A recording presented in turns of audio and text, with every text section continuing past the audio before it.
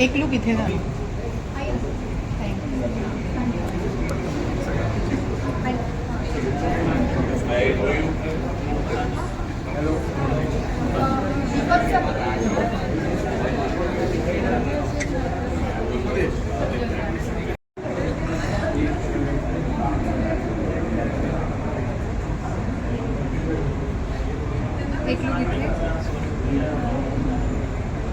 एक लुक इथे.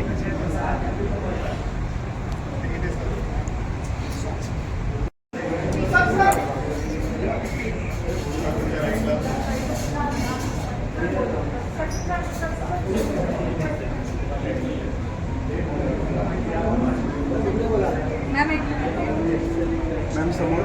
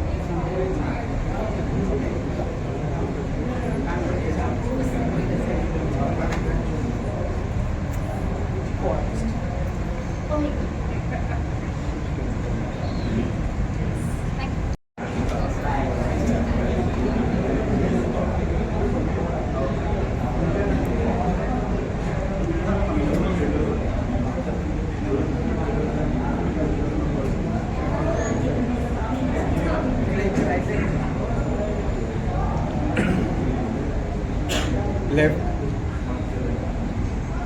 Madam, left.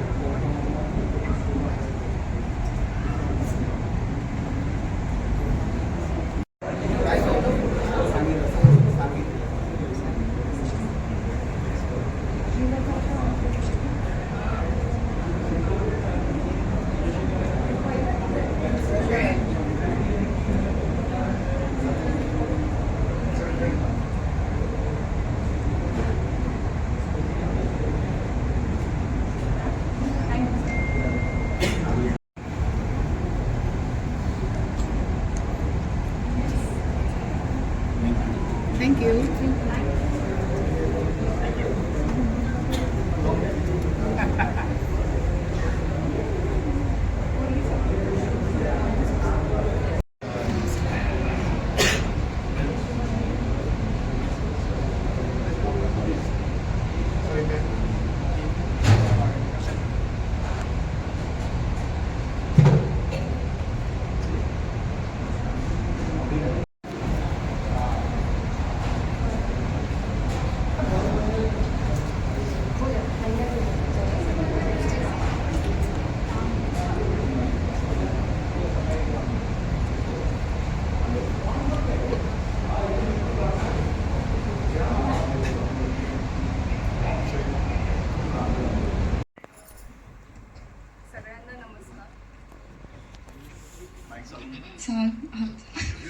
सगळ्यांना नमस्कार आणि थँक्यू की तुम्ही सगळे आज इथे आलात. अर्थात खूप छान वाटतंय कारण सगळ्यांनी खूप कष्ट केलं या फिल्मच्या मागे आणि सगळ्यांनी खूप प्रामाणिकपणे काम केलं. त्याच्यामुळे मला असं वाटतं की आपली पहिली फिल्म येते तेव्हा ते आपलं बाळ असतं असं ते आहे. मी दीपक सरांशी पण बोलत होते आणि माझ्याही ही खूप जवळची फिल्म आहे. त्याच्यामुळे आता खूप आनंद होतोय की ती लवकरात लवकर लोकांच्या आम्ही हातात देणार आहोत आणि मी खूप एक्सायटेड आहे की त्यांना ट्रेलर कसा वाटतोय आणि फिल्म पुढे जाऊन कशी वाटेल हे बघायला. बरं, आता आपण आत्ता म्हणाला की ते बाळ असतं आपलं. आपण ज्यांचं बाळ आहात त्यांचं नाव पण आशा आहे. तर नाव आशा आहे म्हणून तुम्ही आशा करायला घेतलात की काय? खरं सांगायचं तर पहिल्यांदा मला तेच कनेक्ट झालं कारण फिल्मचं नाव आणि माझ्या आईचं नाव पण आशा आहे. आणि माझी आई पण सरकारी शिक्षिका आहे. सो त्या दोघांची कामही खूप सिमिलर आहेत. त्याच्यामुळे घर, मूल, संसार सांभाळून काम सांभाळणं आणि मालतीचाही स्ट्रगल तसाच आहे. त्याच्यामुळे मला वाटतं आशा ही मला खूप जवळची आहे आणि मी मालतीसारखी आहे जवळपास. त्याच्यामुळे मला हे सगळंच जवळच आहे. अरे वा, छान. आता सैराट मधली आर्ची ती पण थोडीशी बंडोखोर भूमिका होती, यातही आहे, पण ती अधिक शांत, अंतर्गत, जबाबदारी, सगळ्या जाणीव असलेली ही तुमची भूमिका आहे. तरी साकारताना काही आव्हान आली का, तयारी वगैरे? खरं तर नाही, कारण मी खूप त्याचा अभ्यास करून किंवा खूप काहीतरी मोठं करते असं मला नव्हतं वाटत करताना. कारण दीपक सरांनी ते इतकं सहज मांडलं होतं कागदावरती आणि इतकं सुंदर मांडलेलं. माझ्या डोक्यात एवढंच होतं की ती आहे अशी मालती फक्त मला साकारायचे. अर्थात अभ्यास म्हणजे हाच की आशा सेविका काय पद्धतीने काम करतात आणि त्यांचा स्ट्रगल काय असतो, मानसिकरित्या त्यांना किती गोष्टींना सामोरे जावं लागतं. ह्या छोट्या फार गोष्टी होत्या ज्या मला वाटतं मी त्याचा थोडाफार अभ्यास केला असेल. छानच. आता सायंकित का मग तुम्हाला माझा प्रश्न आहे की तुमची या चित्रपटातली जी तुमची भूमिका आहे ती आशाच्या संघर्षाला कितपत साथ देते आणि आज काय वाटतं? खरं तर साथ देणारीच भूमिका आहे. अच्छा, म्हणजे साथ देणारं असावं आशाला. सगळ्या प्रेक्षकांनीही 19 डिसेंबरला साथ द्यायची आहे आणि घरातल्या प्रत्येक स्त्रीला साथ द्यायची आहे. पुढे सांगा. मला वाटतं की लग्नानंतर जर स्त्रीला कोणी साथ देऊ शकतो तर तो तिचा नवरा असतो. आणि या फिल्ममध्ये सुद्धा एक सिच्युएशन अशी येते की अख्खं गाव तिच्या विरोधात जातं आणि तेव्हा एकुलता एक तो तिच्या पाठीमागे तिच्या पाठीशी उभा राहतो आणि म्हणून ती पुढे प्रवास करू शकते. प्रवास तीच करते, पण एक साथ एका व्यक्तीची हवी असते, तर ते कॅरेक्टर आहे. म्हणजे गुलाबाचे सारे काटे कसे गुलाबाचं झाले, तू असं का सोबत दुःख मोरपिसं झाले, अशी सायंकितची भूमिका आहे यामध्ये. खूप सुंदर, खूप छान. आणि शुभांगी, आता पुढचा प्रश्न तुला आहे. नेमकी तुझी भूमिका या संपूर्ण चित्रपटात किती महत्वाची आहे आणि नेमकी काय आहे? हा असा प्रश्न मला विचारला जातो आणि ज्याचं उत्तर खरं तर प्रामाणिकपणे सांगते मी नाही देऊ शकत. का नाही, त्याचं कारणच आहे की माझं पात्र काय त्याचं नाव मी सांगते. माझ्या पात्राचं नाव कमला आहे, पण कमलाची नेमकी भूमिका काय आहे हे मी सांगायला गेले तर आमच्या कथानकाची किंवा सिनेमाची गोष्ट कुठेतरी उलगडत जाईल. पण आज इथे जी 2 उत्तरं दिली गेली त्यातनंच सांगते. एक म्हणजे दैवता मॅडमला तू प्रश्न विचारला होता की एका स्त्रीने स्त्रीसाठी उभं राहणं, तर त्यातली एक मी अशी स्त्री आहे जिच्यासाठी एक आशा उभी राहते. एक असं पात्र आहे की जिच्या मनातली आशा, जगण्याची उमेद जाते की काय, पण एक समाजात एक अशी आशा आहे की ती तिच्यासाठी उभी राहते, तिचं स्वतःचं अस्तित्व तिला जाणीव करून देते. तर अशी एका कमलासाठी एक मालती उभी राहते, तर ती कमला मी साकारते, एवढंच मी सांगेन. आणि मगाशी म्हटलंच तसं की रिंकूने जसं म्हटलं की आई, तिचं बाळ खूप महत्वाचं असतं. ते बाळ जन्माला येतं, त्या 9 महिन्याच्या वेदना ती सहन करते. जे बाळ आमचं 19 डिसेंबरला पडद्यावर येते, तर तशी एक मी आई आहे लेकरांची की जी खचते पण पुन्हा उभी राहते. एवढंच सांगेन आता. आई नेहमी खचते पण ती उभी राहते लेकरांसाठी. आणि आशा 19 डिसेंबरला, मी वारंवार सांगते कारण सगळ्यांनी हा चित्रपट पाहावा अशी आमची इच्छा आहे. आणि सगळेच मान्यवर आहे. आदरणीय विश्वास पाटील सरही या ठिकाणी आलेले आहेत. ज्येष्ठ साहित्यिक. काम करण्याचा अनुभव कसा होता? मी जसं सायंकित म्हणाला साथ देणारी भूमिका आहे त्याची, तशी माझी सुद्धा आहे. तर मालती आहे तर ही ज्योती आहे. आणि तुम्ही जरा मगाशी सुरुवातीला म्हणाला होता आशा सायकलवर बसते, निघते, ती मनात एक ज्योत घेऊन जाते. तर ज्योत नाही, ती फक्त ज्योत नाही, ती एक ज्योती आहे. ती ज्योती सुद्धा सायकलवर बसवून तिला घेऊन जाते.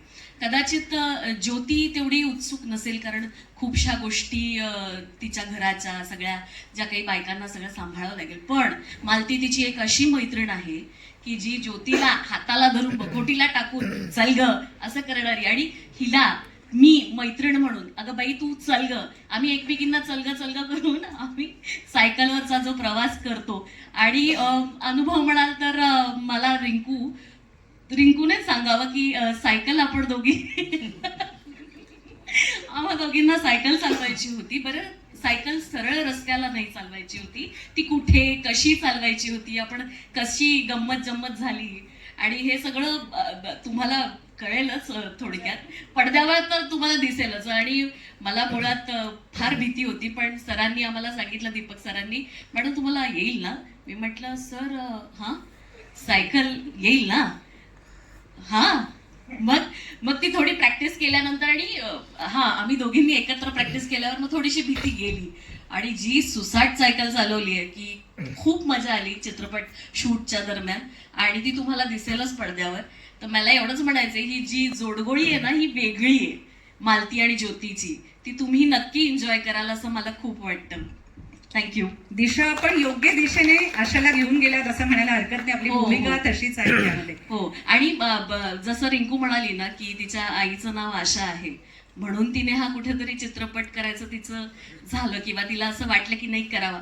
तसं माझ्या बाबतीत पण झालंय. माझ्या पण आईचं नाव आशा आहे, आणि ते कुठेतरी माहित नाही असं खूप आतनं आलं की नाही आपण करूया, आपण हा चित्रपट करूया. तर मला तेवढंच कनेक्ट झालं, आणि ती खूप छान आमच्यात नंतर एक गोष्ट आणि ती बॉन्डिंग झाली.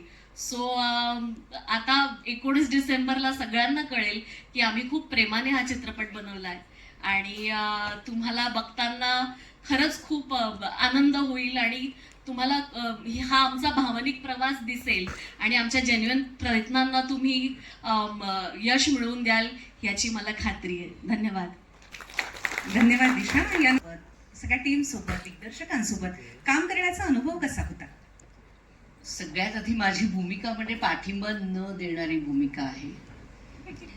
बाकी सगळ्यांच्या बरोबरचा कामाचा अनुभव अगदीच छान होता. म्हणजे रिंकू बरोबर काम करताना जरा मला असं वाटलं होतं की ही कशी वागेल वगैरे. हा भीती वाटली. हो, पहिल्याच दिवशी अरे ही कशी वागेल, स्टार होती बाबा पण ती. पण नाही, she is very much down to earth मुलगी, म्हणजे अगदी नेक्स्ट डोअर गर्ल म्हणून आपण. इतका छान अनुभव आहे तिच्या बरोबरच्या कामाचा साहेब की हिच्या बरोबर तर काही काम नव्हतंच माझं. नाही, तुम्ही वेगळ्याच होता. माझं फक्त रिंकू सायकित, रिंकूचे बाबा आणि गावकरी. तर ह्या सिनेमामध्ये माझं पाठिंबा न देणारं, सहाय्य न करणारं असं कॅरेक्टर होतं. सरांनी खूप छान करून घेतलं. जी प्रत्येक घरात असते ती खडूस सासू. हा, आणि मला सवय आहे ना खडूसगिरी करायची, त्यामुळे मला विशेष त्रास नाही झाला हे कॅरेक्टर करताना. रेग्युलर आहे माझं. म्हणजे पण पडद्यावर अप्रतिम जोडी ही सुद्धा आहे. Yes. यू विल एन्जॉय या दोघींचं जे काही पडद्यावर रंगतंय ना ते कमाल आहे. शुभांगी, माहिती ना हातात, माहिती आता काय रंगतंय? पडद्यावरची ह्या दोघींची जोडी अप्रतिम आहे. म्हणजे जी काय धमाल या दोघींनी पडद्यावर उडवली आहे ना ती केवळ अशक्य आहे. सो 19 डिसेंबरला बघा, म्हणजे बघाच. बरं हा, थँक्स यू असं म्हटलं मी. Thanks you. Thanks you. Thanks you. बरं, आता आपल्याला आणखीन थँक्स यू म्हणायचं आहे. आणखीन 2 मान्यवर या ठिकाणी आहेत. धन्यवाद. आशा चित्रपटाचे सगळे कलाकार, मित्र, तंत्रज्ञ आणि इथे उपस्थित असलेले सर्व मित्रमंडळी, पुन्हा एकदा सगळ्यांचं वेलकम, सुस्वागतम. आता प्रश्नाचं उत्तर देतो. आशा हा विषय कशा पद्धतीने आला? खरं तर गेल्या 2 दिवसात मीडियात बऱ्यापैकी आम्ही हेच उत्तर देतो, पण मला असं वाटतं की आता ते रिपीट करायला हरकत नाही. भारतात जवळपास 13 लाख आशा वर्कर काम करतात. त्यातल्या त्यात महाराष्ट्रात इथे राजू देसले सर आहेत आमचे मित्र, ते जास्त योग्य आकडे सांगू शकतात, पण तरीही महाराष्ट्रात 1.25 लाखाच्या वर आशा ताई आहेत. आणि कोविडच्या काळामध्ये जेव्हा आपण सगळे घरात बसलो होतो त्यावेळी फार ठराविक लोक बाहेर होते, त्यात आशाताई होत्या. म्हणजे घरोघरी जाऊन कोविडचे आकडे ते सगळे तुमच्यापर्यंत पोहोचवणारी कोण होतं? तर ती आशाताई होती. त्यामुळे कोविडच्या काळात जेव्हा सगळं बंद होतं, मीही घरात होतो, पण मला ती आशा दिसत होती, आणि त्यातनं कुतूहल निर्माण झालं की अरे हे काहीतरी वेगळं करतायत बरं का, आपण त्यांचा अभ्यास केला पाहिजे. आणि मग त्यातनं रिसर्च करत करत गेलो. योगायोगाने झालं असं की आमच्या निर्मात्या मॅडम, त्यांची NGO आहे, आणि त्याच्या माध्यमातून त्या आशाचं ट्रेनिंग घेत होत्या उत्तर महाराष्ट्रातल्या एका गावात. जवळपास 150-200 आशाताई त्या ठिकाणी होत्या. इथेही आता उपस्थित आहेत माझ्या माहितीनुसार. तर त्यांनी बऱ्यापैकी माहिती सांगितली की आम्ही असं काम करतो, आम्ही तसं काम करतो. तर त्यात एक 20-21 वर्षाची एकदम तरुण, नुकतंच लग्न झालेली आशाताई होती. आणि वेलकम सर. आणि तिने उत्तर दिलं की मला ना दिवसभर असा असा त्रास होतो, मी एसटीने अशा ठिकाणी जाते, दवाखान्यात ऍडमिट झालं की आम्ही असं करतो. तर तिच्या डोळ्यात असा स्पार्क होता आणि शेवटी जाता जाता तिचं असं म्हणणं होतं की मी हे काम फक्त पैशासाठी नाही करत, मला या आशामुळे ना एक ओळख मिळते. या गावात मी पूर्वी कुणाची तरी सून होती, कुणाची तरी मुलगी होती, कुणाची तरी बायको होती, पण मला असं वाटतं की मी पहिल्यांदा की ओ आशाताई असं म्हणून गावकरी मला ओळखतात, तेव्हा मला माझी ओळख वाटते. आणि तोच एक क्षण होता की असं वाटलं की अरे याच्यावर तर सिनेमा व्हायला पाहिजे. आणि मग सगळा पुढचा प्रवास झाला, आम्ही इतर लोकांना भेटलो आणि आज तुमच्या समोर आशा हा चित्रपट येतोय. पण एक गोष्ट प्रकर्षाने मला सांगावीशी वाटते की आशाताई किंवा अंगणवाडी सेविका, ANM नर्स नुसतं हेच म्हणून नाहीये हा चित्रपट. हा चित्रपट एखादी स्त्री जेव्हा घराच्या बाहेर उंबरठा ओलांडून घरासाठी बाहेर पडते काम करायला, तेव्हा तिच्याकडे प्रचंड अपेक्षा असतात, तेवढंच बर्डनही असतं. ते बर्डन बाहेरच्या जगाचं असतं, तितकंच घरच्यांचं असतं. तर ते घर, चूल, मूल सांभाळून आपलं काम सांभाळणं हे प्रचंड कष्टाचं काम आहे. आणि मला असं वाटतं की मग ती शहरात काम करणारी असू देत किंवा ग्रामीण भागात काम करणारी असू देत, ती डॉक्टर, नर्स असू दे किंवा पोलीस ऑफिसर, IAS ऑफिसर असू दे, प्रत्येक स्त्रीचा हा संघर्ष सेम आहे. त्यामुळे या भावना सुद्धा युनिव्हर्सल आहेत आणि त्या प्रत्येक स्त्रीच्या आशासाठी आम्ही हा आशा चित्रपट निर्माण केला. क्या बात आहे. खूप काही सांगून जातोय, समाधान दिसतंय चेहऱ्यावरती. पण जाणून घ्यायला आवडेल की एक महिला असताना हा विषय जगासमोर मांडायला आवडला, ही तुमची भूमिकाच खरं खूप छान आहे, चांगली आहे की महिलेची विषय हा चित्रपटात आणणं. पण महिला असणं वेगळं आणि आर्थिक गणित वेगळं, पण ती जास्त छान करते. तर हा विषय निवड एक निर्माता म्हणून हे धाडस कसं केलं? तसं माझं बालपण शहरी भागात गेलेलं आहे, त्यामुळे आशाताईंशी माझा संपर्क कोविड काळात आला पहिल्यांदा. जेव्हा आम्ही सर्वजण लॉकडाऊनच्या वेळेला गावी गेले होते, त्यावेळेला पहिल्यांदा आशा मला दिसली आणि मग त्यांच्याविषयी जाणून घेण्याचा प्रयत्न केला. आणि मग लक्षात आलं की अख्ख्या आरोग्य यंत्रणेचा जो कणा आहे पब्लिक हेल्थ केअर सिस्टमचा, त्या म्हणजे आशा आहेत. आणि मी विषयाची निवड केली म्हणण्यापेक्षा त्या विषयावर मी काहीतरी करावं याची पुण्याई मला लाभली, हे याचंच माझं सर्व काही आलं. आणि अर्थातच मी नेहमी असं म्हणते की समाज बदलण्याचे, समाजात काही बदल आणायचा असेल तर विविध लोक वेगवेगळे माध्यमं वापरतात. मी चित्रपट माध्यम वापरले जेणेकरून जास्तीत जास्त लोकांपर्यंत हा विषय पोचावा. आणि अर्थातच विषय आहे म्हणून तो रंजक असला पाहिजे, सिनेमाच्या माध्यमातून असला पाहिजे, सुटसुटीत असला पाहिजे, तरच तो शेवटच्या तळागाळातल्या माणसापर्यंत पोहोचतो. तर त्याला फार क्लिष्ट न करता हलकं फुलकं ट्रीटमेंट करण्याची जी काय म्हणतात जबाबदारी आहे ते दिग्दर्शकांनी उत्तमरित्या पार पाडली आहे. ते चित्रपट येईल तेव्हा तुमच्या लक्षात येईलच. आणि तुम्ही म्हणालात महिला निर्माती म्हणून, अर्थातच महिला निर्माती आहे तर महिलांचा विषय जो आहे तो आपल्याला जवळचा वाटतो. आणि मगाशी दिग्दर्शक म्हणाले त्याप्रमाणे ही काय एका आशाची गोष्ट नाहीये, तर घराच्या बाहेर उंबरठा ओलांडून जी बाई जाते त्या प्रत्येक स्त्रीच्या आतला आणि बाहेरचा आणि समाजाचा जो संघर्ष असतो त्या संघर्षाची गोष्ट जी आहे ती म्हणजे आशा आहे. आणि म्हणूनच ती आशा मला फार भावली. व्यावसायिक गणित मला वाटतं की मी मगाशी म्हणाले पुण्याई, त्यामुळे पुण्याई शब्द योग्य आहे, कारण ते जेव्हा आपण एखाद्या चांगल्या इंटेन्शननी पुढे जातो तेव्हा लोक आपोआप जुळत जातात. आणि म्हणून आमचे सहनिर्माते निलेश कुवर, त्यांच्याशी जेव्हा चर्चा झाली ते म्हणाले करूया, हा विषय खूप सुंदर आहे, बाकी बघूया पुढे व्यावसायिक गणित, चित्रपट चालेल नाही चालेल ते सगळं नंतरचं, पण आपण हे करूया. सो पहिल्याच मीटिंगमध्ये ते एक कन्व्हिक्शन होतं. आणि नंतर मग डिस्ट्रीब्युशन हे आमचं काही पिंड नाही आहे. मुरली सरांशी बोलताना ते म्हणाले बहुत प्यारी फिल्म बनी है, देवताजी करते हैं इसको. तर ते म्हटलं ना, आपण जेव्हा एखादा उचलतो काही विडा तर तो त्याच्यासाठी लोक येत जातात आणि म्हणून हे घडलं. खूप छान घडलंय जे काही आहे ते. आशा चित्रपटाच्या निमित्तानं तुम्ही हे सिद्ध केलंय की सर्वसामान्य अशी आरोग्य सेविका ही चित्रपटाची हिरोईन होऊ शकते. आणि निलेश कुवर सरांनी हे सगळं ऐकून म्हटलं तर खरी की हो चला करूया. पण आज कसं वाटतंय?